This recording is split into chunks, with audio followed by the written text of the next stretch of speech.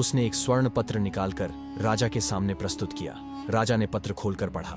पत्र में लिखा था, महान सम्राट विक्रमादित्य, आपकी न्यायप्रियता और वीरता की गाथाएं दूर दूर तक फैली हैं। आज मैं आपसे सहायता की भीख मांगता हूँ। हमारे राज्य पर एक अत्याचारी राजा कालकेतु ने आक्रमण किया है। उसने हमारी प्रजा को गुलाम बनाया है और हमारे मंदिरों को लूटा है। यदि आप सहायता नहीं करेंगे तो हमारा राज्य नष्ट हो जाएगा। आपका विनम्र मित्र राजा भद्रसेन। राजा विक्रमादित्य का चेहरा गंभीर हो गया।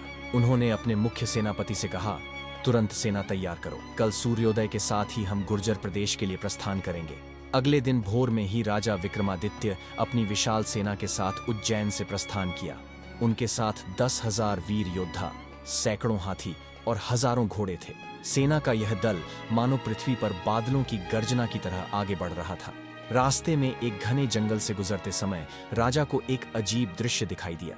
एक बूढ़ा तपस्वी वृक्ष के नीचे बैठा था और उसके चारों ओर कई डाकू उसे घेरे हुए थे। राजा ने अपनी सेना को रोका और स्वयं उस स्थान पर गए। डाकुओं का सरदार बोला, राजन, यह तपस्वी हमारे क्षेत्र से गुजर रहा है। हमारा नियम है कि यहाँ से गुजरने वाला हर व्यक्ति हमें कुछ न कुछ दे।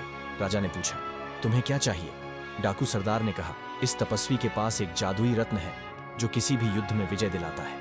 हम वह रत्न चाहते हैं। तपस्वी ने राजा की ओर देखकर कहा, राजन, यह रत्न वास्तव में मेरे पास है, परंतु यह केवल उसी को मिलता है जो सच्चे हृदय से न्याय के लिए लड़ता है। राजा विक्रमादित्य ने डाकुओं से कहा, मैं तुम्हें इस तपस्वी के बदले सोने की मुद्राएं देता हूँ। डाकू सरदार हंसकर बोला, राजा जी, हम सोना चांदी लूट सकते हैं, परंतु यह जादुई रत्न केवल यहीं मिलेगा। नेक्स्ट पार्ट देखने के लिए वीडियो को लाइक करें, चैनल को सब्सक्राइब करें। मिलते हैं अगले पार्ट में।